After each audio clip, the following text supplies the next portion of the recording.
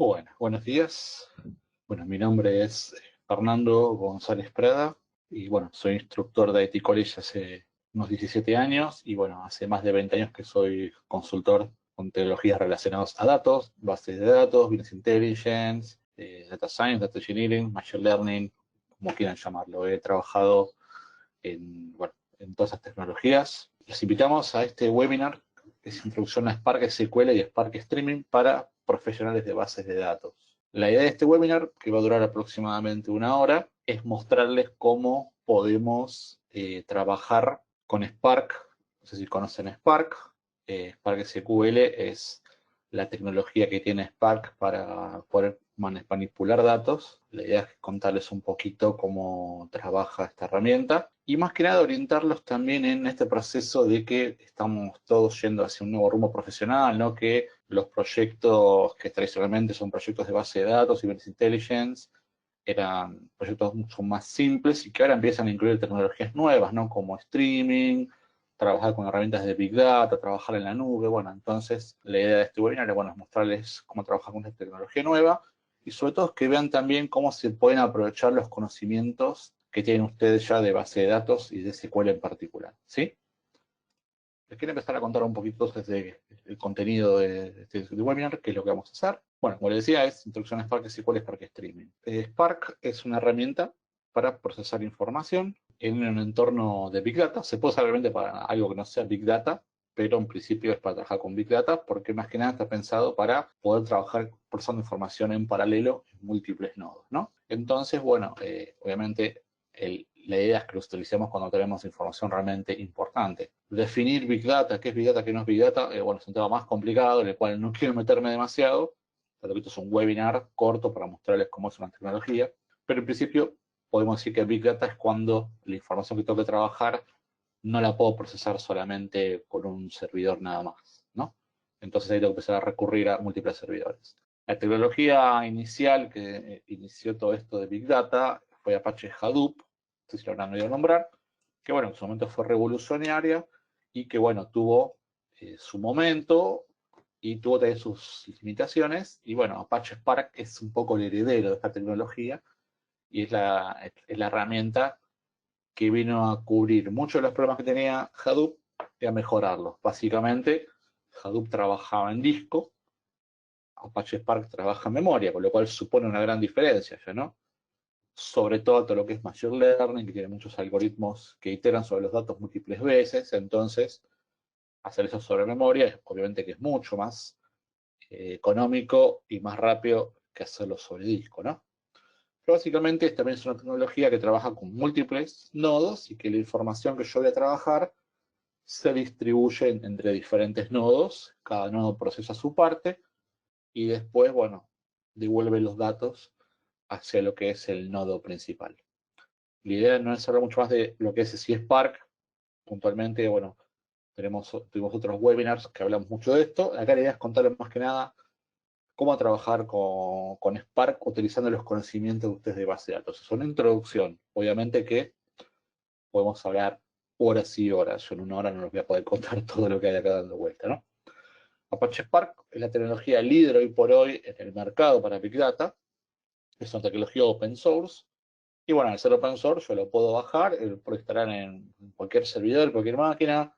Corre en Windows, corre en Linux, corre en Mac. Bueno, así que básicamente puede correr estas tecnologías. Obviamente que se ve mucho más en entorno Linux, en entorno Unix, pero en principio no es inconveniente. Básicamente lo que necesita Spark es tener instalado la Virtual Machine de Java, porque bueno, es una aplicación desarrollada en escala que utiliza la Virtual Machine de Java. Así que es todo lo que nos hace falta para poder ejecutar Spark. Básicamente Spark nos da la posibilidad de trabajar con Machine Learning, como comentaba recién, ¿no? Pero en sí está pensado para cubrir todo el ciclo de desarrollo de un proyecto de Analytics. Puedo hacer desde exploración de datos, supongamos que soy un analista o un data scientist y que tengo información que no me entra en un equipo, bueno, puedo pasar información a Spark y trabajarla en Spark con los nodos que haga falta y voy a poder trabajar sin problema. Así que bueno, esa es una posibilidad. A su vez también pueden trabajar analistas que tengan que probar cosas puntuales, data scientists que tengan que hacer modelos específicos, y en realidad lo que más nos va a interesar quizás a nosotros es todo el proceso que tenemos para poder generar información, para armar lo que se conoce como un pipeline. Básicamente el pipeline contiene todos los pasos que hacemos desde que tenemos un origen de datos hasta una salida final. Con Apache Spark yo cubro desde la captura de información, procesar la información con toda la complejidad que querramos, y hasta explotar todo lo que es data science, sean modelos o sea en análisis directamente. Así que Spark cubre todas las etapas que hay en un proceso de analytics. ¿Sí? También hablar de lo que es Databricks, ¿no? Bueno, de hecho en el título dice con Spark y Databricks. Spark es el producto open source. Databricks es la versión en la nube que armaron una empresa llamada Databricks, que son casualmente los fundadores del proyecto de Spark. Así que, bueno, obviamente nadie conoce Spark como Databricks, porque, bueno, son los creadores. Y bueno, esta empresa lo que hizo es generar una versión de Spark en la nube que corre tanto en Azure como en AWS. Así que, bueno, si queremos trabajar con una herramienta, una versión de Spark en nube, la podemos provisionar muy rápido con Databricks en cualquiera de las dos nubes principales. Si no, está también la posibilidad de trabajar con Spark en la nube en una instalación tradicional, ¿no? O sea, que se puede hacer perfectamente. Y tanto Azure como AWS tienen versiones específicas de Spark sin ser Databricks listas también para trabajar. Pero bueno, como todo producto open source, tiene su vuelta, ¿no? Para instalarlo, dejarlo configurado. Bueno, con las versiones así en la nube de Databricks también es que en un solo clic tenemos todo listo para trabajar y solo desarrollar. Bueno, así que es un poco la diferencia entre lo que es Databricks y Spark.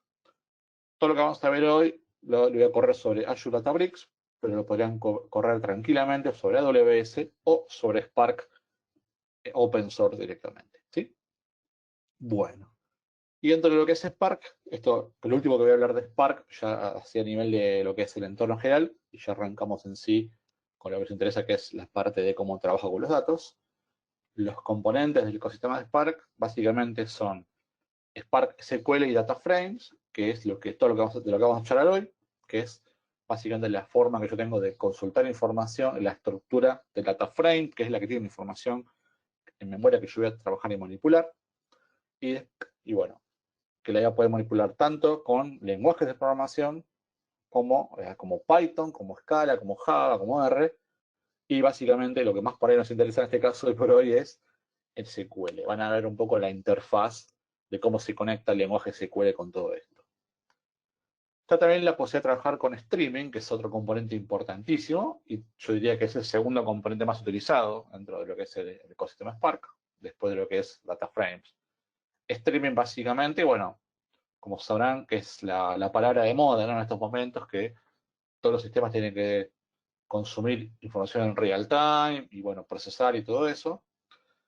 Con Apache Spark Streaming tenemos la posibilidad de trabajar con un streaming de manera muy simple, muy transparente, muy confiable, y a su vez se puede integrar muy fácilmente con otros sistemas de streaming, como por ejemplo Kafka, Kinesis, Azure Event Hubs, bueno, con un montón de opciones.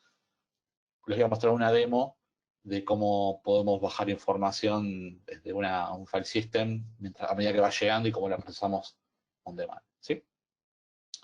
Y bueno, después tenemos también otros componentes como, bueno, la librería de Machine Learning, que, bueno, que sepan que es una librería muy potente.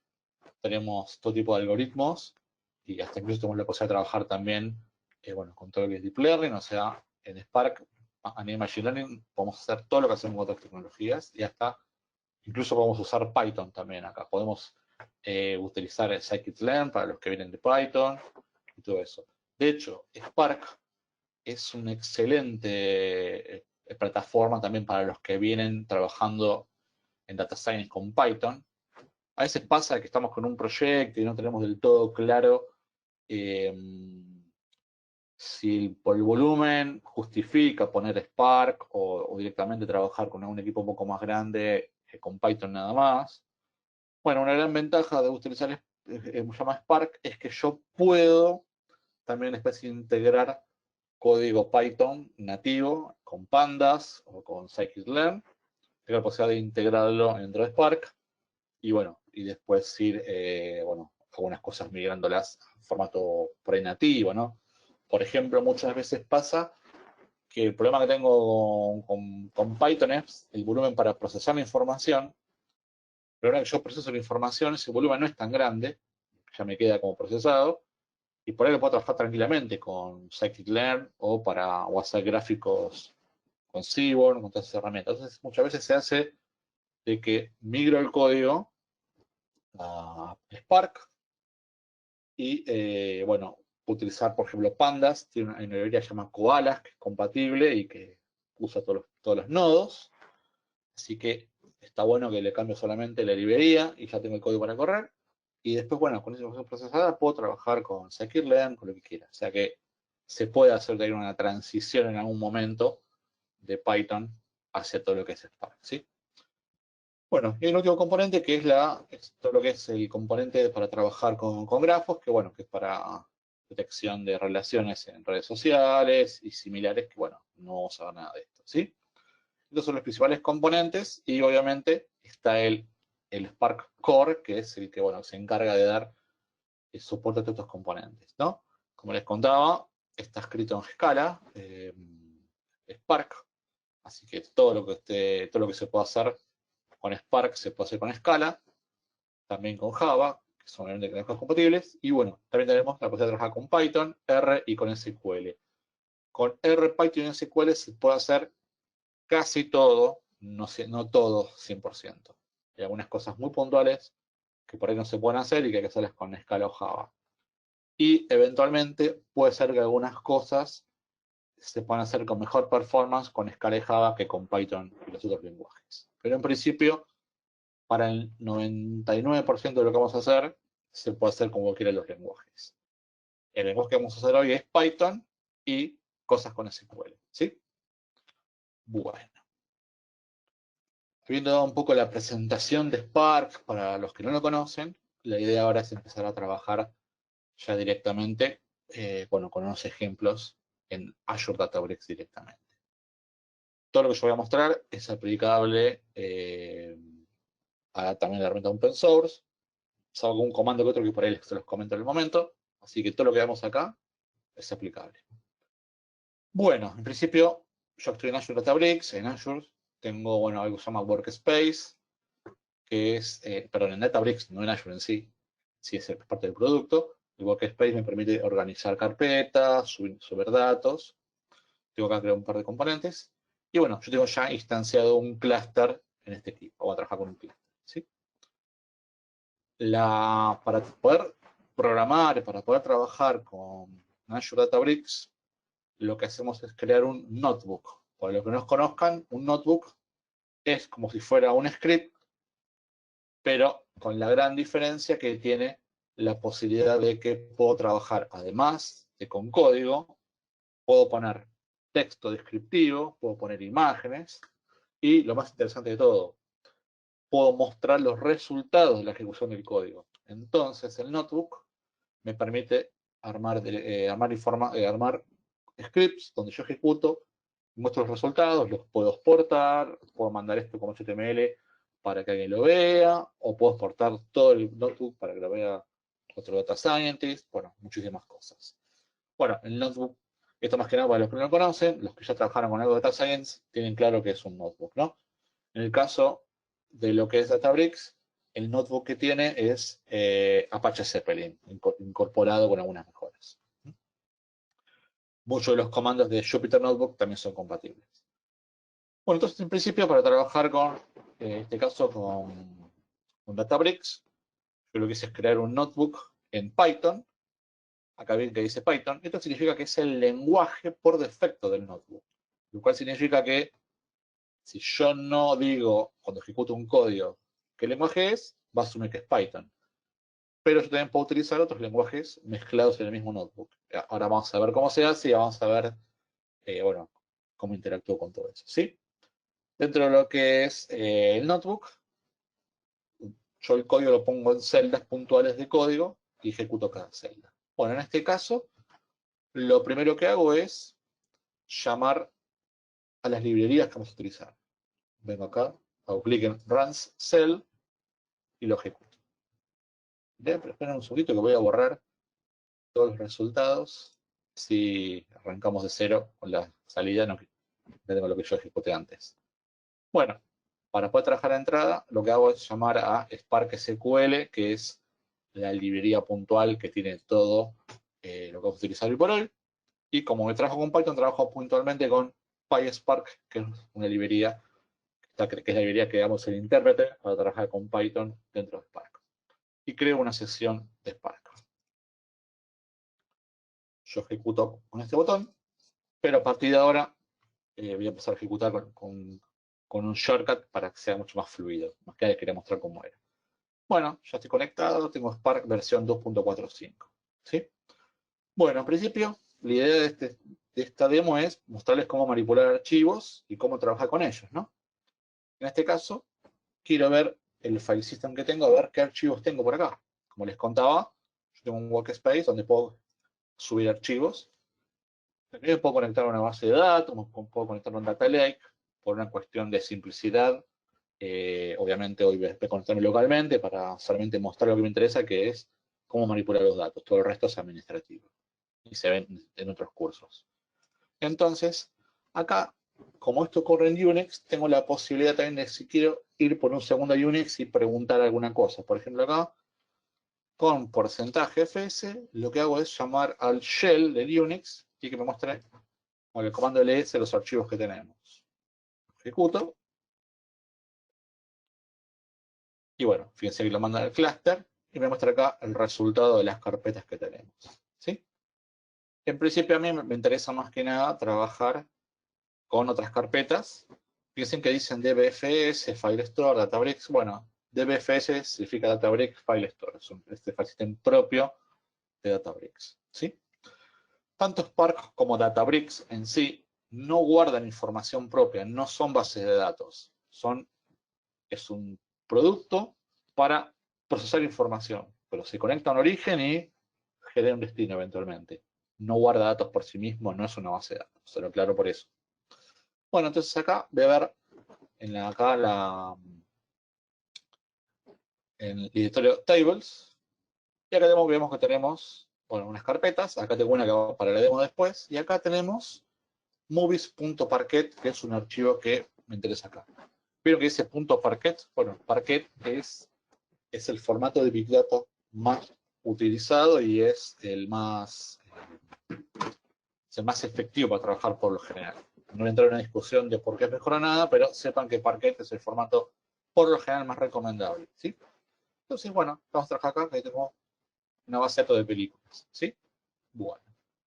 Acá yo me conecté llamando al file system, pero también tengo la posibilidad de utilizar una librería interna de Databricks que es dbutils. Esto dbutils es puntualmente algo de Databricks. Y display es un comando técnico de Databricks para mostrar información de manera un poco más linda. De vuelta lo mismo acá. Bueno, es una opción, fíjense que hago lo mismo que este comando. Bueno, entonces sabiendo que tengo este archivo, me voy a conectar. ¿Sí?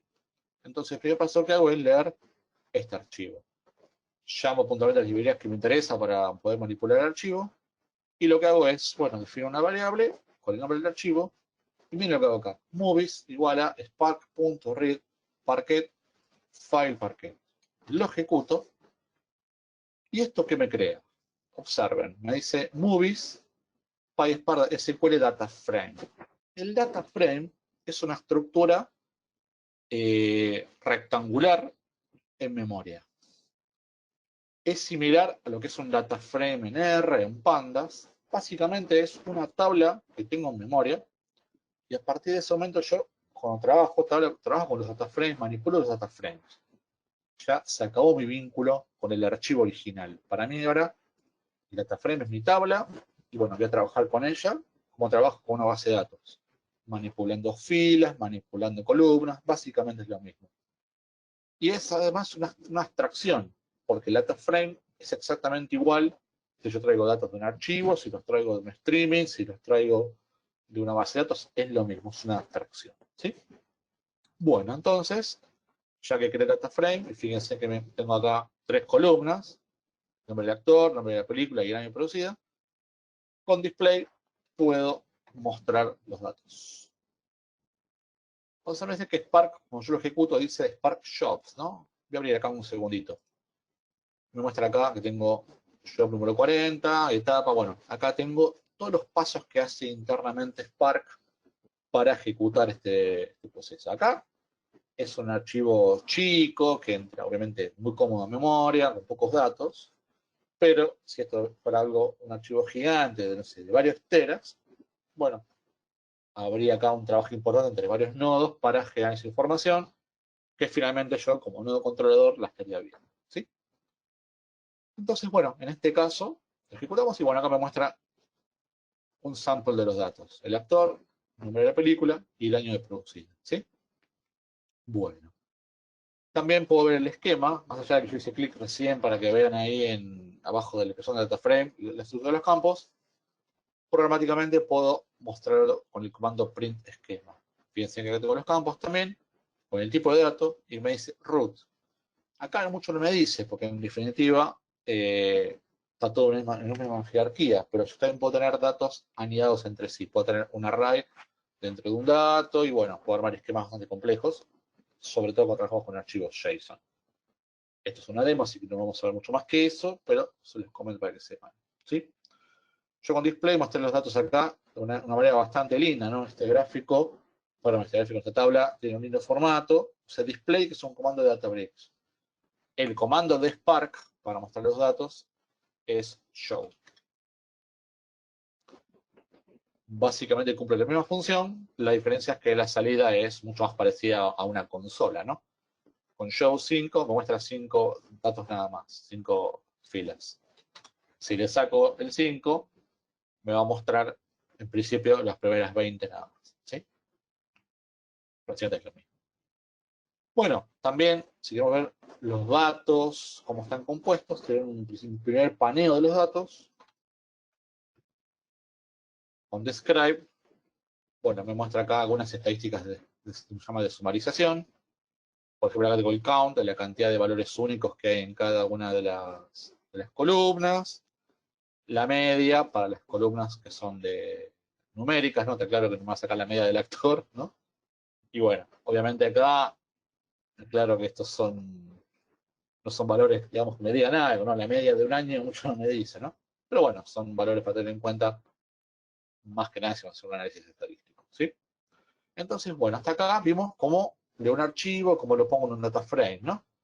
¿Y cómo lo manipulo? Bueno, el data frame en sí es la estructura que yo voy a utilizar, ¿no? Para manipular. Entonces acá pasa a tener dos formas. Primero, el data frame es una estructura general. Digamos, la librería que me da la posibilidad de trabajar con el data frame se llama Spark SQL. Y bueno, a partir de que yo creo un data frame, lo voy a poder manipular con cualquiera de los lenguajes que soporta Spark. Como estoy trabajando con Python acá en este documento, lo que hago acá es trabajar con Python. Pero también tenemos un montón de funciones que me permiten manipular los datos.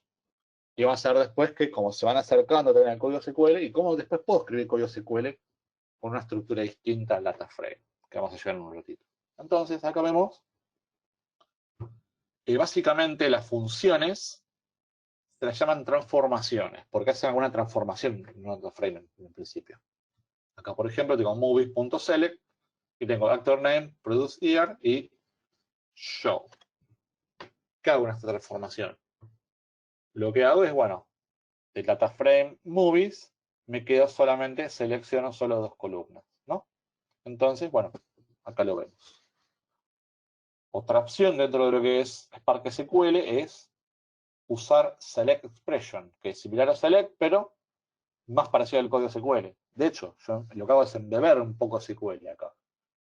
Emula un Select, ¿no? Entonces acá, con Select Expression asterisco, creo que todos se imaginan lo que va a pasar, ¿no? Tenemos directamente, bueno, traigo todas las columnas como si fuera un select asterisco, ¿sí? Y a su vez también, con lo que es select expression, puedo hacer algo más complejo. Acá, por ejemplo, hago select asterisco, coma, y miren lo que hago acá. Creo un campo calculado. Básicamente estoy creando acá, estoy calculando la década, ¿no? Divido por el módulo, bueno, para el año, lo que hago es calcular la década en este caso. Entonces, bueno, como verán, simple. Agregué una columna nueva y todo eso.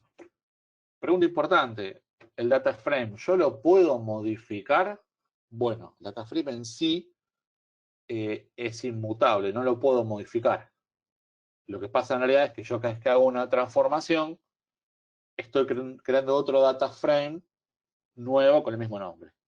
Sepan esa diferencia, sí. Con lo cual también, en la práctica y laburando con volúmenes muy importantes, uno va a tener que tener en cuenta un montón de consideraciones sobre todo cómo se distribuyen, bueno, cosas que no vienen al tema, pero se los comento para que sepan que, bueno, que esto es muy simple acá como estamos viendo, pero en algún momento se pone un poco más complicado, ¿no? Hay que pensar muy bien lo que vamos a hacer, todos los pasos y todo eso.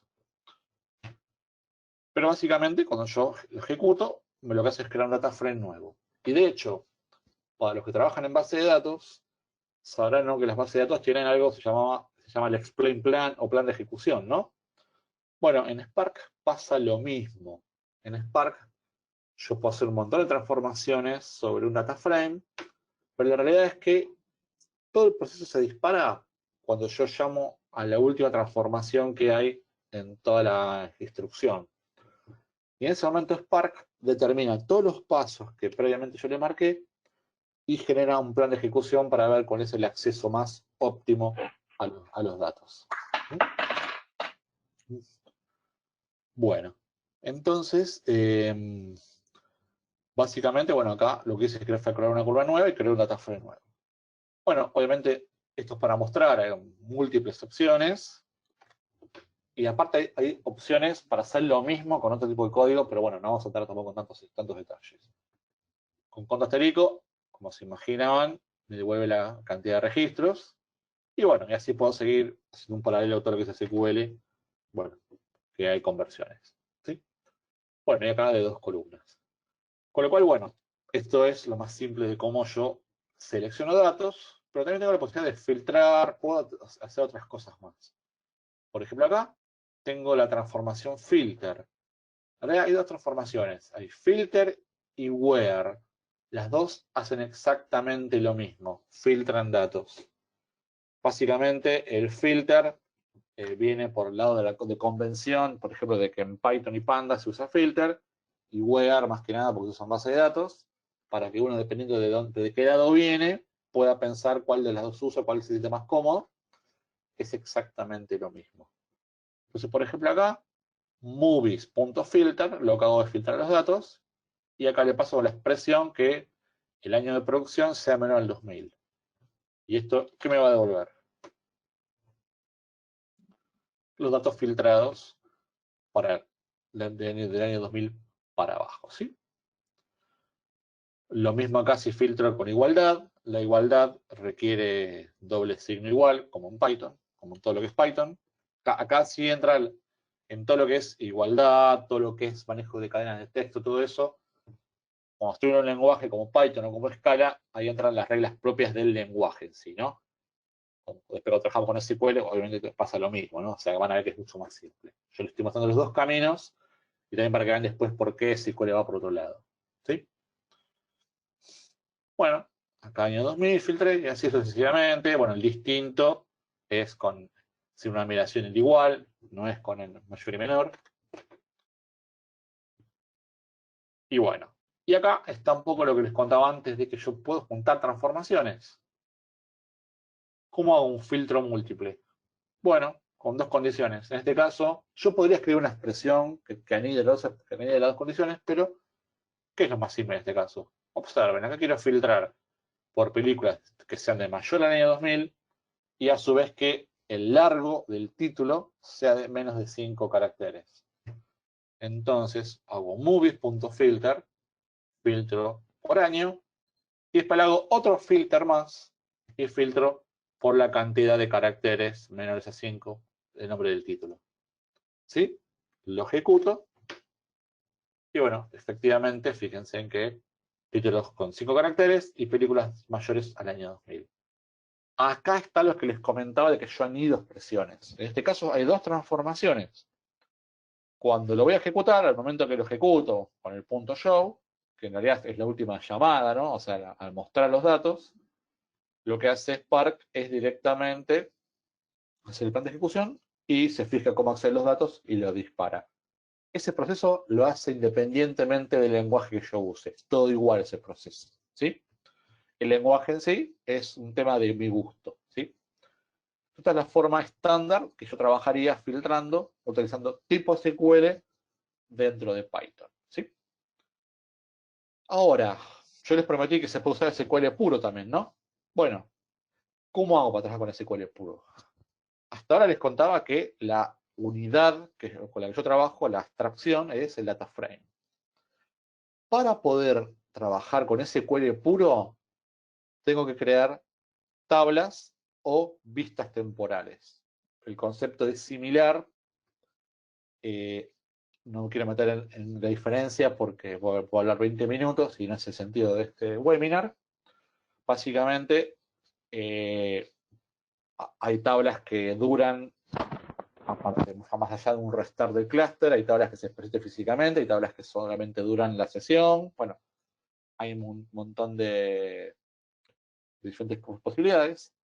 ¿Qué es lo que voy a hacer acá yo en realidad? Acá lo que voy a hacer es crear una tabla temporal o vista, según como es un poco, así como base de datos es muy clara la distinción entre una tabla y una vista. Acá es como que en Spark es medio como que el concepto es que una tabla temporal o una vista es lo mismo, es medio ambiguo, pero bueno. En Python llamo al data frame y tengo un comando que es create or replace temp view y movies table. Con esto lo que hago es crear una tabla temporal llamada movies table. La creo volando. Entonces, ¿qué significa? Yo a partir de este momento puedo utilizar movies table como tabla y usar SQL. Con el catálogo de Spark puedo ver las tablas que tengo, puedo ver las bases de datos, bueno, también conceptos más amplios que no tiene sentido más que nada que los charlen mucho hoy. Si listo las tablas, veo que acá tengo diferentes tablas y acá tengo la que acabo de crear recién. Movies table, que no está en ninguna base, en este caso no está en ninguna base de datos, así que es una tabla tipo temporal. ¿Sí? También por listar las bases, bueno, un montón de cosas más.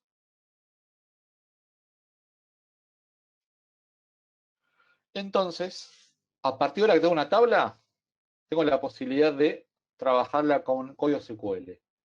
Y tengo dos posibilidades. Si no quiero salir del lenguaje que estoy trabajando, tengo la más fácil, que es spark.sql y le paso exacto el query SQL que yo quiero. Esa es una opción cuando no quiero salir del lenguaje.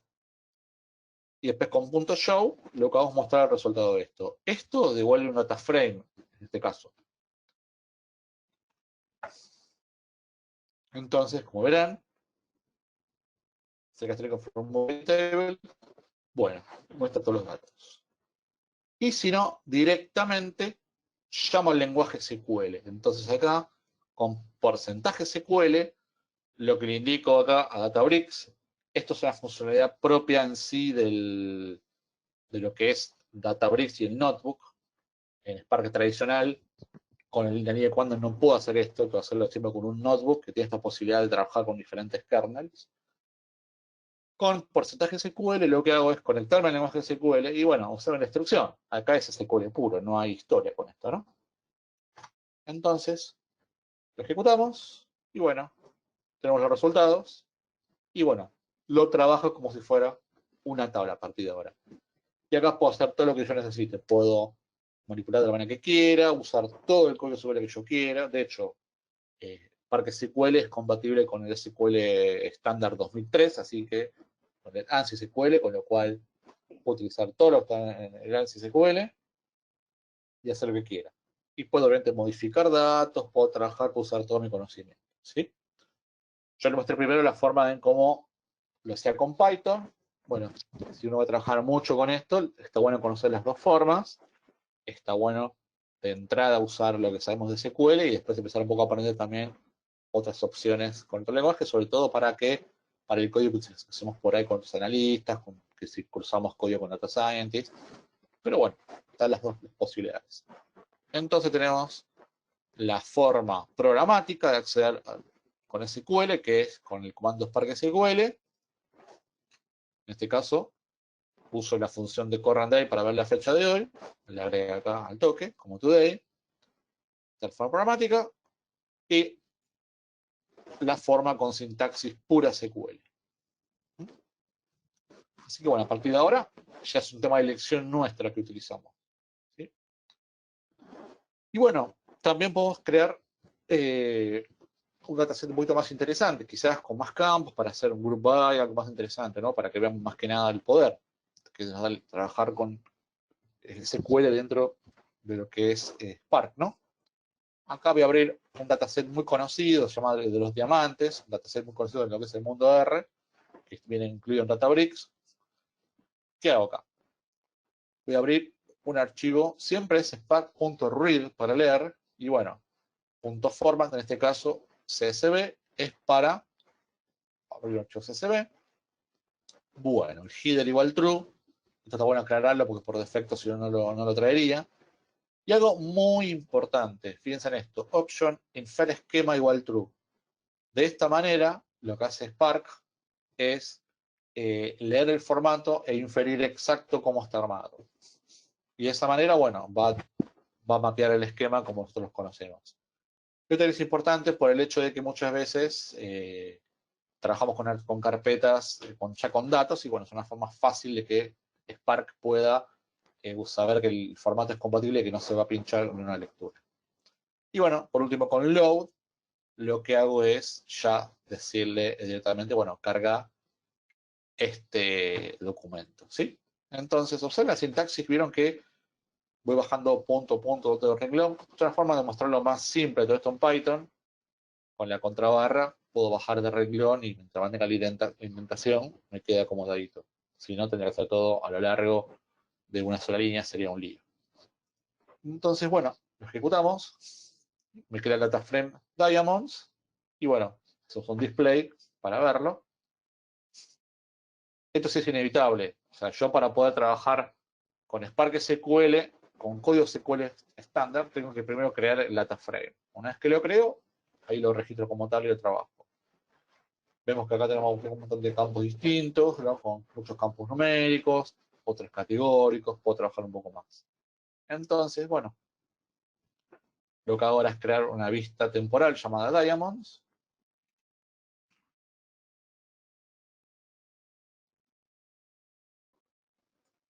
Ya me la creo. Y bueno, vemos que acá está la tabla. Diamonds, como tabla temporaria. Y bueno, a partir de ahora, SQL puro. Sería Casterico. Por siempre me trae, ¿cómo se llama? Algunos caracteres, no todos. Showing los primeros 1000, me dice, en este caso, pero bueno, puedo explorar un poco más. Lo bueno de este mecanismo también es que yo puedo desde acá, por ejemplo, ordenar los datos haciendo clic en el encabezado nada más y bueno, sin tener que escribir todo de vuelta. Puedo jugar un poco con esto. Puedo exportar los datos también si quisiera directamente a un CSV. Y también tengo la posibilidad, acá estoy con la grilla, yo tengo la posibilidad de crear gráficos. Bueno, le hice clic y de una me creó un gráfico de acuerdo ya a la variable que se le ocurrió. A Databricks. Esto es funcionalidad puntual del notebook, esto de hacer gráficos. Es parte de lo que es Zeppelin. Si quiero, puedo acá elegir el tipo de gráfico, puedo... a ver. Bueno, puedo también ver el gráfico cómo lo configuro. Puedo ver las series, todo lo que yo quiera. Puedo hacer unas cuantas cosas, lo cual está bueno para explorar datos. Pero lo más común es que trabajemos con el por defecto, que es la tabla, ¿sí? Y bueno, a partir de acá usamos todo lo que sepamos de SQL. Cláusula where, Y bueno, obviamente el grupo es todo lo que... O sea, como verán, no fue muy difícil poder llegar a traer datos, manipularlos básicamente, y bueno, ya utilizar el código SQL. ¿Esto qué significa, gente? Que puedo tener un archivo de 500 gigas que no me entre en ninguna máquina, lo puedo tener en varios nodos, lo puedo tener en un data lake, y bueno, con Spark y Databricks lo traigo, lo trabajo, lo cargo en memoria, registro la tabla y lo trabajo con SQL. Entonces, básicamente, todo lo que conozco de SQL lo puedo volcar acá para una introducción al mundo de Big Data. ¿Sí? Hasta acá, gente, ¿me siguieron bien? ¿Alguna pregunta?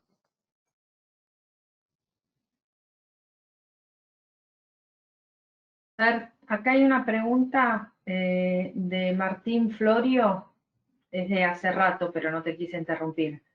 Dice, ¿qué lenguaje es el más indicado para trabajar con Spark Core? Por ejemplo, yo vengo de la rama de .NET, con C Sharp se podrá. En caso de que no se pueda, de los lenguajes que indicas ahí, el más recomendable es Python. Gracias. Perfecto, excelente pregunta. Muy bien.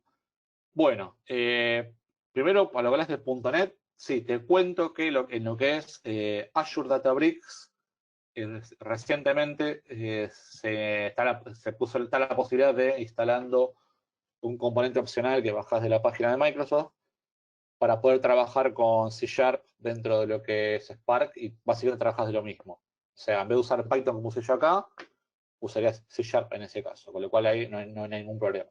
Básicamente hay un intérprete en el medio que hace toda la transformación, ¿sí? Con respecto a de los lenguajes estándar que vienen con Spark, ¿cuál recomiendo? Bueno, ahí es un poco más complicado. En principio yo recomiendo que uses o Scala o mi preferencia sería Python. SQL, yo uso mucho SQL en cosas como estas, para mí es más fácil escribir un group by de esta forma que por ahí con Python con muchos comandos, o estoy muy acostumbrado con muchos años de base de datos, pero como lenguaje principal, Python y Scala son los más usados. Python creo que es más usado todavía. Ahí ya creo que entra un poco más la preferencia tanto de la empresa en la que trabajes o también del conocimiento que tengas vos. Python es mucho más fácil de aprender y a su vez, si vas a trabajar después con Machine Learning, vas a integrar con lo que es Panda, con Scikit-learn, o vas a integrar también con llamadas a lo que es los servicios cognitivos, por ejemplo, de Azure, o integrar con todo el stack de AWS. Python es un lenguaje que está mucho más integrado con esos entornos. Ahora, por otro lado, hay algunas cosas muy puntuales que en Scala se hacen mejor. Y de hecho, vieron que Python es un lenguaje en el cual yo, cuando defino las variables, no defino el tipo de datos, sino que el tipo de datos digamos, es automático, ¿no? De acuerdo al contenido de la variable en sí. En Scala trabajas con tipos de datos fijos y en algunas cosas puntuales es mejor trabajar con tipos de datos fijos. De hecho, para algunos casos, por ejemplo, de streaming muy complejos, es más fácil trabajarlos con Scala que con Python. Y hay algunas cosas por ahí muy puntuales que solo se puede hacer con Scala. Pero básicamente para el 99% de lo que hagas, con Python lo puedes hacer igual. ¿Sí? Así que, en principio, si vos me decís a largo plazo, ¿toca aprender Scala? Sí, a largo plazo, si vas a trabajar con Big Data permanentemente, está bueno aprender Scala. Que en sí, gran parte del código es bastante parecido, bastante compatible con Python, el código básico, ¿no? Que podemos utilizar por ahí para un análisis, ese tipo de cosas. Pero bueno, ahí está un poco más la preferencia. Yo uso mucho Python cuando trabajo integrándolo con todo lo que es el resto de los procesos y todo eso, y por ahí uso puntualmente Scala en algunos notebooks puntuales, por ejemplo, con todo lo que es streaming, ¿sí? Así que bueno, depende un poco del gusto, pero también el conocimiento que tengas. Python es más fácil de aprender, eso seguro. Acá me preguntan ¿Cómo se licencia Azure Databricks? Bueno, en este caso, ahí depende ya de cada proveedor. El caso de Azure, bueno, se licencia por hora, básicamente. En el modelo más caro, que es la versión Premium, que es la que yo estoy usando acá en este momento, tenés un costo, arrancando con un clúster nada más, tenés un costo de unos 70 pesos la hora aproximadamente, pero bueno, obviamente tenés que sumarle también uso de storage, un montón de cosas más. Pero sí, bueno, y hay múltiples opciones también, puedes comprar, eso sería si es Pay as you go, también puedes comprar licencias ya reservadas por 3 años, bueno, pero básicamente está la opción de por hora. Y una ventaja de usar Pay as you go es que también puedes, por ejemplo, utilizar Databricks por algunas horas nada más, si querés. Supongamos que lo querés usar de las 6 de la mañana a las 10 de la noche para cubrir determinado uso y el resto del día no lo usás, bueno, ahí lo parás y no estás pagando, obviamente, uso. Te cobra por el uso en sí. Bueno, entonces, bueno, la idea de esto era primero mostrarles un poquito cómo trabajar con Spark Perdón, Fer, SQL. tengo, Sí. tengo dos preguntas más, ¿puede ser? Ah, sí, me daré. Sí. ¿Es similar MongoDB según lo que veo? ¿Es así o no? En realidad, MongoDB es una base de datos. En este caso, Spark y Databricks son un producto para procesar datos. Sí pueden conectarse a MongoDB, pueden guardar información, pueden leerlo, pero en sí son, digamos, MongoDB es una base y esto es una herramienta para procesar información. Sí, ¿y Fer algo más? Sí, tengo entendido que con Python solo DataFrame y Scala también con datasets. ¿Cuál es la diferencia entre DataFrame y datasets? Exactamente, muy buena pregunta. Yo sí les contaba que, bueno, que Python no tenemos los tipos de datos predefinidos porque, bueno, el lenguaje es así, ¿no? Yo defino la variable sin tipo de dato. En escala sí defino. Bueno, el dataset es una versión mejorada del data frame que tiene tipo de dato fijo, entonces es un poco más performante. Entonces, en algunos casos, tengo mejor performance trabajando con dataset y sí, dataset solo lo puedes usar en Scala y en Java, no lo puedes usar en Python. Igual la diferencia en la mayoría de los casos es mínima. Son pocos los casos donde realmente hace mucha diferencia. Quizás donde más hace más diferencias es en un entorno de streaming donde por ahí bajar unos pocos milisegundos hace mucha diferencia en el procesamiento, ¿no? Pero para análisis y ese tipo de cosas, dataset y dataframe son casi lo mismo. Después a nivel de funcionalidad son iguales. Puedo hacer lo mismo en un dataframe que en un dataset. Sí, Ok, ¿alguna hay más? otra pregunta. Dale. Si no guarda datos, los archivos tendrían datos. ¿Se pueden securizar o conviene apuntar a una lista con datos seguros pensando en recursos humanos o datos estratégicos del negocio? Claro, en realidad vos vas a procesar información, pero después la vas a guardar donde vos quieras en ese caso. O sea, ahí ya va de acuerdo a lo que más lo que utilices. O sea, si guardas en base de datos, si lo guardas en un data lake. Es muy común guardar en un data lake en este caso, ¿no? En Azure Data Lake o en S3 en Amazon. En ese caso, bueno, aplica lo mismo que aplica a cualquier archivo de datos o cualquier base de datos. No, no es diferencia en este caso. Bueno, ¿alguna Ok, pregunta más? ninguna ¿No? más por ahora. Perfecto. Entonces, bueno, vimos la principal demo que yo quería mostrar hoy, que era cómo trabajar con Spark SQL. Y bueno, vean cómo puedo utilizar el código SQL para leer Big Data. ¿Sí? Entonces, básicamente podemos decir que Spark SQL es la conjunción de lo que es Big Data con lo que es SQL, ¿no? Entonces, bueno, puedo aprovechar mucho de mis conocimientos con todo esto.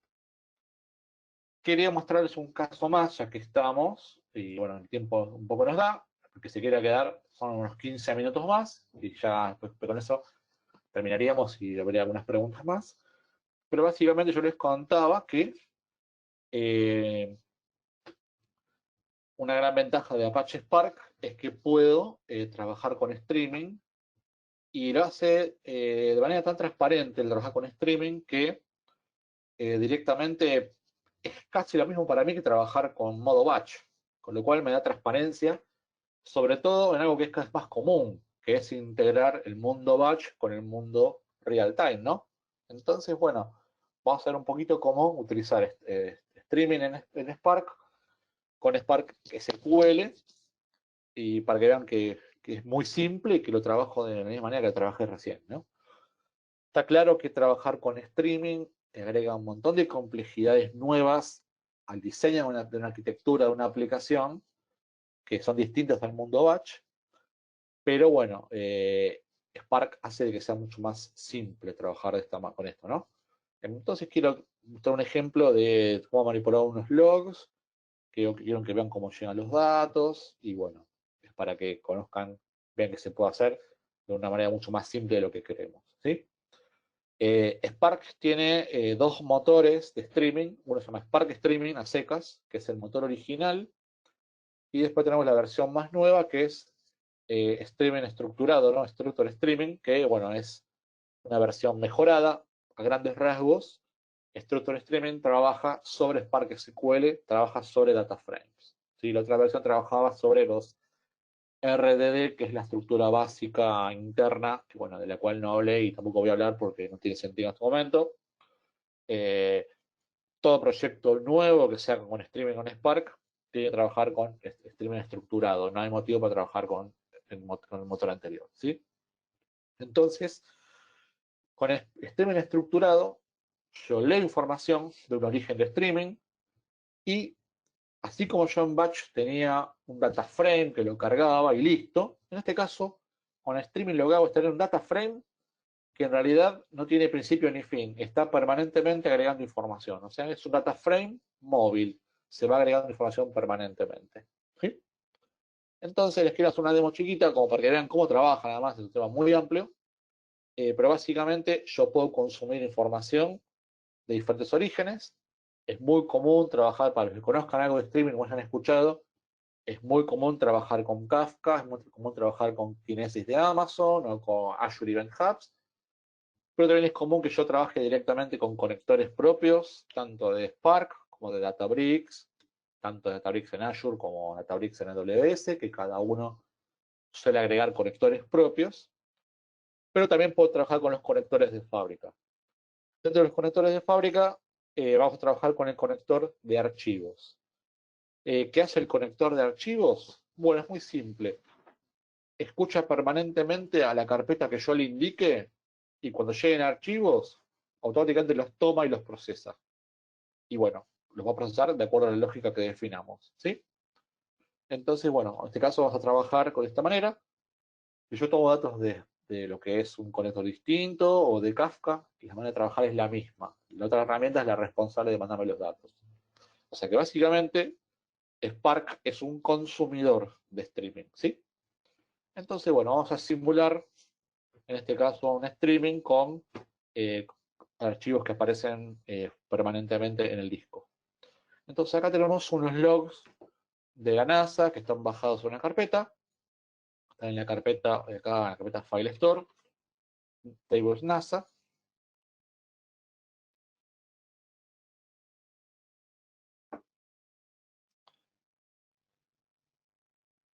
Bueno, ahí se está conectando, ¿no? Yo lo acabo de abrir el documento.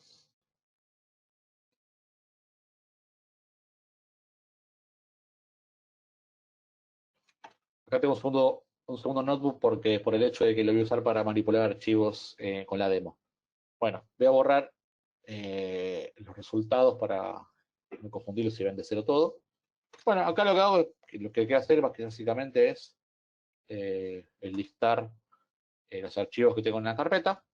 ¿Cuál es la idea? Como yo les contaba, vamos al conector de leer archivos, ¿no? Entonces yo tengo múltiples archivos en esta carpeta que los voy a ir pasando a una carpeta donde Spark va a escuchar si llegan archivos. Igual que antes, me conecto a PySpark, que es el intérprete de Python, y llamo a Spark SQL.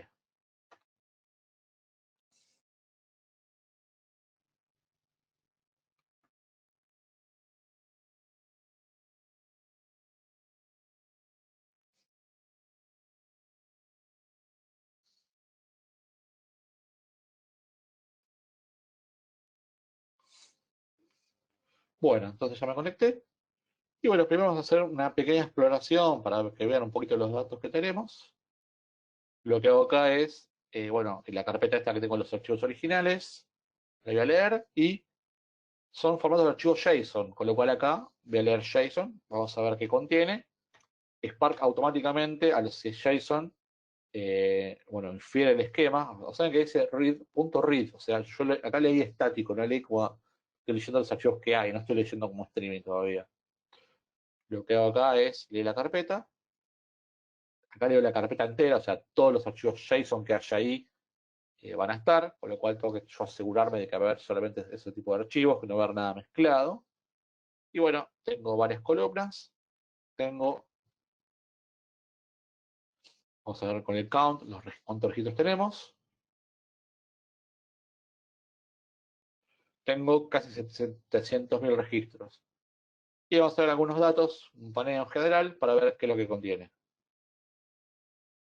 Bueno, verán, fíjense que es un log típico de web server. Tengo, bueno, el host al que fue la conexión, los bytes que consumió, y bueno, la llamada get que se hizo, y la fecha de la llamada, ¿sí? Bueno, entonces, también vamos a hacer una pequeña sumarización para ver, esto es un, por ejemplo acá, esto es un group by, no con SQL estándar, sino con Python directamente. Selecciono, primero, creo una columna nueva que se llama día del mes, donde extraigo con el día del mes desde la fecha.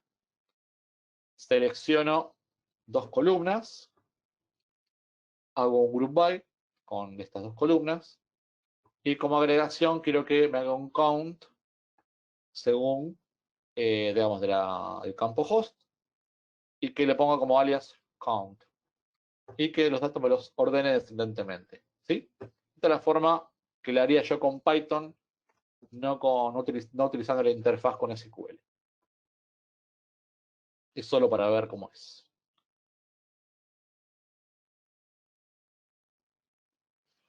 Y bueno, acá vemos, bueno, fíjense en que, bueno, me ordenó por host, y me hizo por cada día, y me hizo el group by, y me mostró acá los datos que tiene, ¿sí?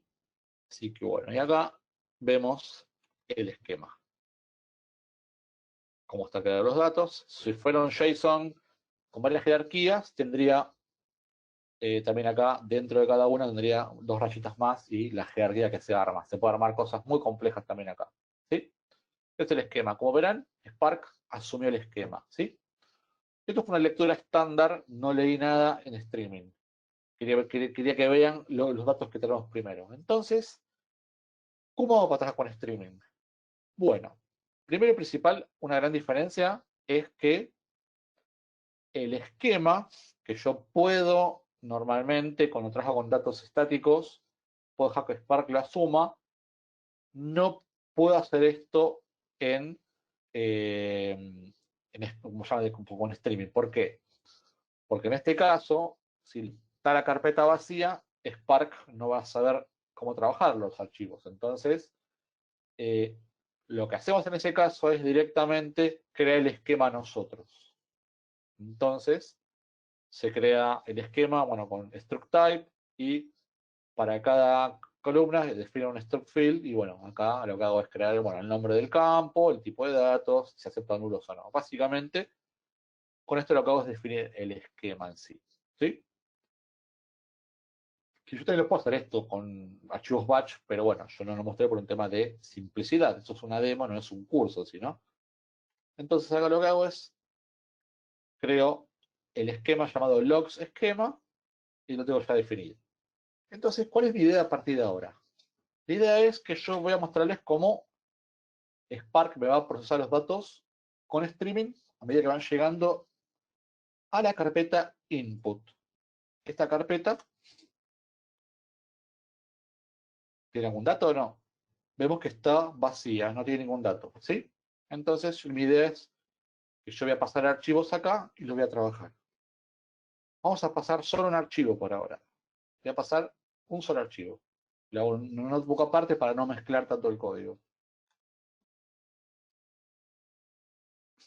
Copio un archivo, vuelvo acá. Y vemos que ahora en input sí tengo un archivo nada más, ¿sí? Con lo cual ya puedo arrancar. Entonces, ¿cuáles son los pasos diferentes que tengo que hacer para conectarme al streaming? Bueno, en este caso, primero creo un streaming data frame. A diferencia de antes, que lo creaba con read nada más, ahora utilizo read stream para indicar que es un stream. Y le provisiono el esquema que se llama logs esquema. Y obviamente le provisiono la carpeta que va a ser de origen. En este caso, yo tengo todo en NASA, pero voy a usar input como carpeta para recibir información. Entonces, lo creamos. En sí no disparé nada, solo estoy creando el data frame de streaming. Y tiene una propiedad llamada isStreaming que devuelve true. ¿Por qué? Porque el data frame de streaming es distinto. No me voy a poner a hablar ahora de todas las diferencias, pero hay algunas funciones que no puedo hacer por el hecho de que no tienen ni inicio ni fin, no puedo recibir información permanentemente, entonces puedo hacer la mayoría de las cosas, pero no puedo hacer 100% todo.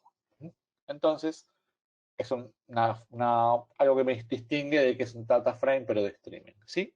Creé data frame. ¿Y ahora qué hago? Bueno, cuando trabajamos con streaming, yo puedo traer los datos y guardarlos como vienen en una base de datos, o guardar crudos como vienen, es un ejemplo muy válido. Y también es muy común que los datos que vengan en streaming los quiera analizar un poco. En ese caso, lo más frecuente es que hagamos alguna sumarización. Por ejemplo, si yo quiero analizar, no sé, transacciones fraudulentas de tarjeta de crédito, recibo la compra y automáticamente yo por ahí, ese dato que me llega en streaming, lo relaciono con algunas tablas y por ahí también calculo si hizo varias compras en los últimos minutos. Entonces es muy común que online, cuando llega el dato, yo haga algún tipo de agregación de ese valor para compararlo con algo, ¿sí? Y también es muy común que yo pueda, que agrupen ventanas de tiempo esto. Por ejemplo, si quieres analizar tweets, decir, a ver, bueno, cuántos tweets llegaron con el siguiente hashtag en 10 minutos, por ejemplo. Entonces es muy común que hagamos alguna agregación en una ventana de tiempo. En este caso, ¿yo qué voy a hacer? Le voy a decir que de acuerdo al campo de fecha del log, que me hagan grupos cada 10 minutos. Esto es una ventana de 10 minutos. Y a su vez quiero que me agrupe por host, group by host. Entonces, y me devuelva el count. Cuando yo ejecute esto, ¿qué va a pasar entonces? Spark va a recibir los datos y me va a mostrar los count por host en ventanas de 10 minutos. ¿Sí? Entonces, acá lo que hago es crear el data frame y ¿qué hago yo ahora? Yo soy consumidor en este caso de streaming, pero también puedo producir si quiero streaming. Son diferentes formas, ¿no? En este caso, ¿yo qué voy a hacer? Voy a escribir los datos en una tabla temporal para poder consultarla. En la práctica, cuando yo ejecuto, cuando consumo streaming y después cuando lo escribo en un archivo o en una base de datos. Eso es lo que se hace siempre en la práctica en producción. En testing o cuando yo desarrollo algo, es común que lo use en memoria para verlo. Básicamente, como estamos desarrollando, yo le voy a escribir memoria. Entonces, ¿qué voy a hacer acá? Voy a crear algo llamado Streaming Query, que lo que va a hacer es darme el data frame, disponibilizármelo en memoria para que yo lo pueda trabajar a medida que llegan los datos. Entonces, este data frame le va a escribir el stream y básicamente lo que hago es darle un nombre de query que se va a llamar logstream, que me guarde todos los datos. Y acá está la clave, que el formato sea en memoria. Les repito, esto es solamente para jugar. Si se me cae Spark, esos datos los perdí. No es fault tolerante. Entonces, en la práctica iría a una base de datos o a un archivo. Entonces, creo acá el streaming query que vincula mi data frame con una consulta. Y observen acá, dice streaming initializing. crear unos jobs, acá Spark, planifica el trabajo, un montón de cosas más, y está arrancando a escuchar. O sea, acuérdense que hay un solo archivo que yo le mandé hasta ahora, ¿no? Entonces, logstream ya están dando. Y observen qué lindo está. Acá le muestra un grafiquito con la información que ya le va llegando, el ratio de procesamiento, la duración, bueno, el volumen y todo eso. Y también acá puedo ver los datos crudos que van llegando. ¿Sí? Entonces, bueno, acá ya está corriendo en este caso. Acá podemos ver este objeto que creé recién, de qué tipo es.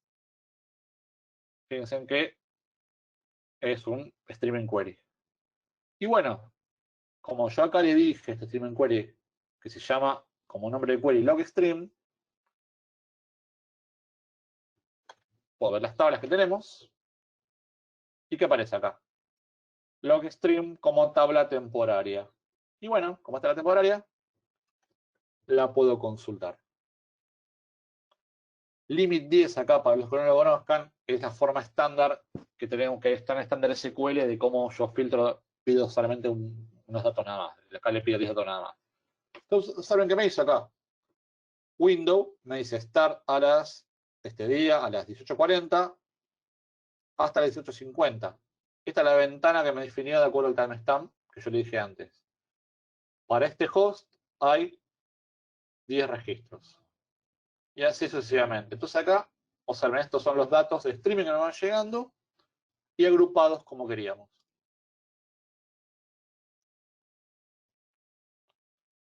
Lo puedo abrir acá para ver un poquito más, pero bueno, no importa. Y lo más importante, llegó información. Obviamente sabemos que algo llegó. ¿Cuánto llegó hasta ahora? 9.525 registros llegaron hasta ahora. No llegaron más, ¿por qué? Porque yo le mandé un solo archivo nada más hasta ahora, ¿no? Ahora vamos a mandar más. Si quiero ver, puedo ver el status también. Me dice que está activo el trigger, o sea que yo lo estoy ejecutando. Y que is data available false. ¿Por qué false? Porque en realidad yo hasta ahora mandé un solo archivo y ya lo procesó. Y con last progress puedo ver acá los resultados del último que trajo. En este caso me dice que bueno, que trajo 9.525 filas, que ya lo sabíamos, y que usó tanta memoria. ¿Sí? Entonces, bueno, vamos a mandar algo más entonces, ¿no? ¿Qué hago acá? Directamente, yo ya copié un archivo. Voy a copiar el resto de los archivos que vimos entradas. ¿Se acuerdan que vimos de la carpeta NASA cuando lo leí originalmente? Bueno, los copio a la carpeta input, que es la que está escuchando en este momento el motor. Bueno, está corriendo, va a tardar un poco.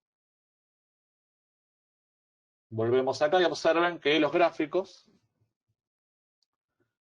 empiezan acá a mostrarnos que algo está llegando, ¿no? Bueno, vamos procesando. Observen que va corriendo. Y bueno, fíjense acá. Tengo el ratio de llegada, duración del batch, claves distintas. Sigue trabajando. Puedo venir acá de vuelta a ver el status. Bueno, al principio ya parece que los tomó todos, ¿no? Me dice que ya no hay más disponibles. Entonces, ¿qué hago acá de vuelta?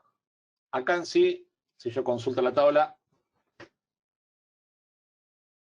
al costar un poco nada más, veo que llegó nuevo, porque acá fíjense en que es mostrando otros días más viejos, ¿no? Y acá está la palabra definitiva. El count de 9.500. Ya está.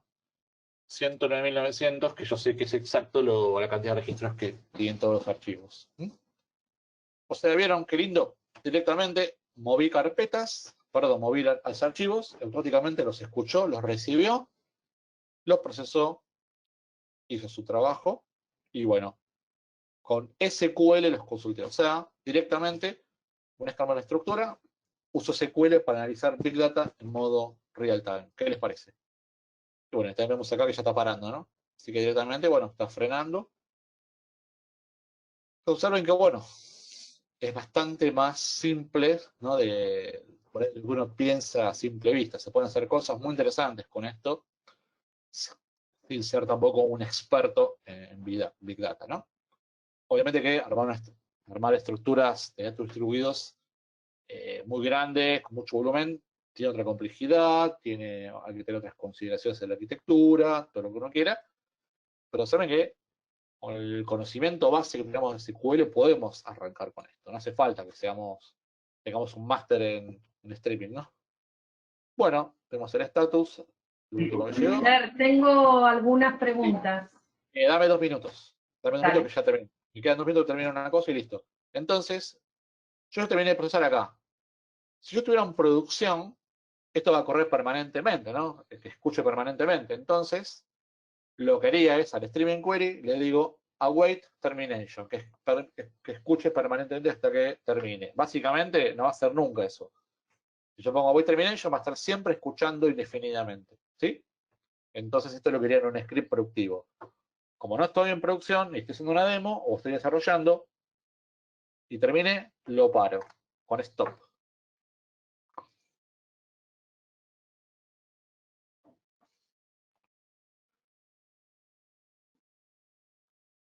Entonces, bueno, está parando. Obviamente hay formas más complejas de parar todo. Puedo interrogar todos los streams que hay, porque puedo tener muchos streams también. O sea, bueno, lo paré.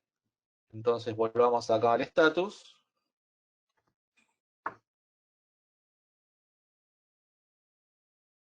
Y bueno, stop.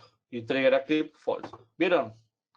Así que realmente, bueno, vieron que se puede hacer algo complejo con streaming y consultarlo directamente con código SQL. Y bueno, para mí es un streaming en este momento, es una tabla sin fin. Nada más que eso. Que después yo veré esto como lo integro con el resto, ¿no? Supongamos que yo acá quiero hacer un sistema de detección de anomalías de algo. Bueno, esta tabla que voy recibiendo la uso para llamar a un modelo de Machine Learning y le aplico eso permanentemente y me va marcando qué es una anomalía, qué no lo es y todo eso. O sea, esto es recién el comienzo, esto es bárbaro. Recibo en real time. A partir de ahora hago lo que quiero, tengo un montón de posibilidades. ¿Sí? Bueno. Bueno, gente, esto es lo que yo les quería mostrar, en principio, de cómo podemos usar código SQL para procesar información en Big Data. Ahora nos quedamos unos minutos con las preguntas. Bueno, en principio, espero que les haya gustado, que les muestre que hay un camino grosso por delante, al cual ustedes pueden iniciarse ahora. Y bueno, si les gustó, los invitamos próximamente, que vamos a tener unos cursos. Tenemos los cursos oficiales de lo que es todo lo que es en Azure, que se inician próximamente. Y también tenemos un workshop de 8 horas de introducción a Spark, se llama Spark Streaming, como vimos recién, que se ve cómo integramos con Kafka, cómo integramos con Event Hub, y se ve también cómo puedo preservar en tiempo, que puedo trabajar con watermarks, hay un montón de cosas más complejas que se pueden hacer. Es una introducción a todo eso. Y también tenemos un curso, también tenemos el curso introductorio de lo que es Spark SQL en completo en detalle, con análisis de datos y todo eso, cómo puedo manipular datos para algún ETL básico, cómo manejar datos corruptos y todo eso. Así que bueno, se los dejo acá para que tengan como referencia, ¿sí? Bueno, y ahora bueno, es momento de las preguntas. ¿Me querés contar, Fer? Sí.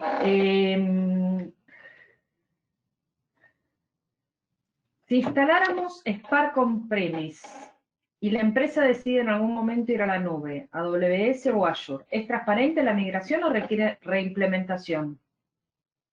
Que no, en principio, digamos, probablemente tengas que ver cómo cambiar las librerías, o sea, depende a qué te conectás, ¿no? El código es compatible, 100%, eso no es ningún problema. Quizás la gran diferencia está con los conectores. Vos por ahí en Azure, para ir a SQL, usas un conector específico de Azure, y on-premises para ahí usas un conector distinto, así que por ahí va a haber alguna complejidad por ese lado. Pero el código es transportable. Sí, no hay un wizard de migración como lo hay por ahí con lo que es SQL. No, que no puedes hacer una base de datos, la puedes migrar con un wizard. En este caso no hay, como se llama, así un wizard para eso. Ok, la siguiente es, ¿Spark Streaming siempre es un consumer o se puede setear como producer también? No, se puede configurar de las dos formas. No es lo más frecuente, pero se puede generar de las dos formas, sí. Ok, Stream Query, ¿en memoria es como un job SQL que corre todo el tiempo? Se Sí, puede de alguna saber, manera, sí. pará porque sigue, Sí. ¿se puede saber streams, qué streams están corriendo en el caso de apagar y tener que reconstruir el clúster? Bueno, ahí es un poco más complejo en sí. Sí, hay mecanismos específicos para eso.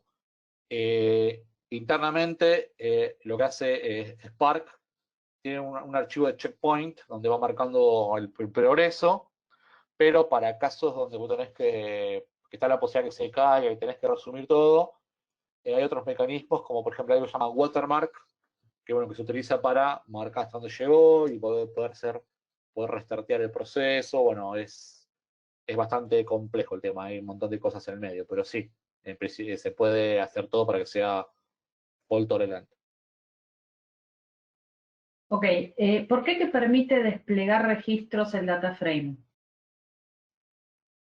¿Perdón? ¿Lo repetís? ¿Por qué te permite desplegar registros el data frame? No entiendo muy bien la pregunta qué sería, pero básicamente el data frame es la estructura que tenemos para manipular en memoria. O sea, básicamente todo lo que hagamos va a ser sobre el data frame. El data frame es lo que yo cargo con datos, es lo que uso para manipular y para transformar, y eventualmente va a ser lo que use para guardar en el destino. Plataformas como Cloudera, por ejemplo, están integrando diferentes sistemas de archivos distribuidos, además de HDFS. ¿Cómo Sí. trabajaría Spark Streaming en caso de que los datos vengan de diferentes sistemas de archivos? Sí, no, eso no es problema en realidad.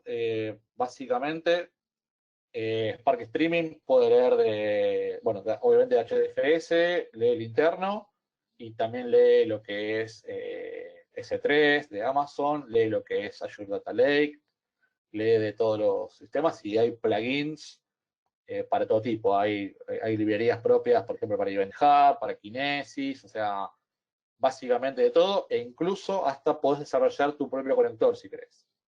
O sea que realmente conectores hay para lo que haga falta. Que es un poco lo Ok, que la primera pregunta me preguntaron si para migrar de on-premises a la nube, bueno, es lo que yo contaba recién. Quizás la diferencia importante venga por ese lado, que quizás en una nube usas un conector específico. Por ejemplo, Amazon te da los conectores para Kinesis, Azure te da conector para Event Hub. Bueno, cada uno tiene sus conectores. Sí, no, esa era la última. bueno, perfecto. Bueno, bueno, espero que les haya gustado. Eh, Espera, que ahí Federico, sí, sobre la pregunta que había hecho, nos hace una nueva pregunta. Me refería que en el último dataframe que usó, le permitía desplegar registros que entiendo que estaban agrupados. claro, en realidad lo que yo hice ahí con el query, el streaming query, agrupó los datos. O sea, el data frame original que definimos, el que recibe los datos, era una cosa, pero el streaming query es, digamos, lo que yo uso como salida. En este caso, en ese streaming query, yo le decía agrupar información cada 10 minutos y contar los valores, y bueno, mi salida era esa. Si yo hubiera utilizado mi memoria una base de datos, hubiera guardado exactamente eso. O sea, en el streaming query es donde yo defino el formato de la salida y bueno, después defino dónde la guardo. Pero básicamente el streaming query es una transformación sobre el data frame que definí en el paso anterior.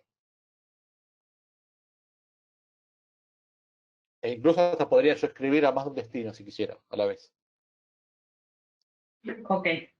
El webinar, acá están preguntando si va a quedar grabado. Sí, les vamos a mandar un mail a todos, a los que estuvieron presentes y a los que se registraron y no pudieron participar. con el link de la grabación del webinar para que lo puedan ver cuando quieran. Así que eso es todo, Fer. Muchas gracias. Bueno, buenísimo. Bueno, hay buenísimo, una gente. última. Hay una Dale, última. dale. No hay problema, no hay ningún apuro. Para un DBA de SQL, ¿cuál sería la ventaja principal de usar Spark SQL? La ventaja sería que conoces SQL y te podrías adaptar bastante rápido usando Spark SQL para poder manipular datos. Después en sí, no sería en sí la ventaja es que sabes SQL, es una ventaja para vos. Ahora que usar Spark te da una ventaja como DBA, no te va a cambiar nada a vos como DBA que usas Spark. Spark en realidad es un producto por separado, ¿no? Spark está un poco llamando a reemplazar algunas herramientas de ETL. Entonces, bueno, es una tecnología nueva que te permite poder trabajar de una manera más eficiente con determinados recursos, o sea, podés mejorar los procesos. Y bueno, vos conociendo SQL podés adaptarte bastante fácil a todo esto. Pero en sí, digamos, no es una base de datos, con lo cual, bueno, a todo lo que es tu trabajo de DBA no te va a influir. Aunque hay un tema importante que es el siguiente. Ahora, yo esto no lo mencioné porque en realidad yo esto lo hice en Azure Databricks, pero yo comenté que esto es general a lo que es Databricks y lo que es Spark, ¿no? No está atado a Azure. El tema es que todo lo que vos puedas hacer, veamos, perdón, el tema es que hoy por hoy están saliendo cada vez más productos que tienen embebido Spark. Por ejemplo, dentro de lo que es SQL Server, tenés on-premises SQL 2019 Big Data Clusters, que es una versión de SQL que corre también, puede correr nodos de Spark. ¿Por qué? Porque cada vez es más frecuente que las aplicaciones integran datos en base de datos con datos que están, por ejemplo, en un data lake. Entonces, es normal que una aplicación consuma de la base y consuma también de Spark. Entonces, en el caso de Big Data Cluster, tenés un Spark embebido. Y, por ejemplo, en Azure tenés Azure Synapse Analytics, que es el warehouse, que también tiene incluido Spark ahora. Entonces, te permite también consultar data lakes y consultar base de datos. Con lo cual, si bien no es hoy, en el camino del DBA o del profesional de BI, está Spark dando vuelta, y está Big Data dando vuelta, y está Streaming dando vuelta. Con lo cual, bueno, empezar a trabajar con Spark y empezar a conocer, te implica por ahí adelantarte a todo este tema, ¿no? Pero sí, estaba, sobre todo lo que es SQL, tanto en Azure como on-premise, se está juntando que estamos cada vez más cerca de tener que usar todos juntos, base y lo que es Spark. Bueno, un gusto haber compartido este rato con ustedes. Espero que les haya gustado lo que estuvimos viendo, que les haya servido, que les haya mostrado que hay un nuevo mundo esperándonos ansiosamente para que trabajemos con estas herramientas. Y bueno, y que también sea algo para ver un poco también qué es lo que se viene y bueno, y ojalá les sirva algún día esto también para mejorar sus carreras, para ampliar skills y para incluso por ahí una transición a lo que es Data Science. Así que espero que les haya servido y bueno, los esperamos acá con nuevas propuestas. ¿Sí? Bueno, un gusto, bueno, buen fin de, nos vemos por ahí. Muchas gracias.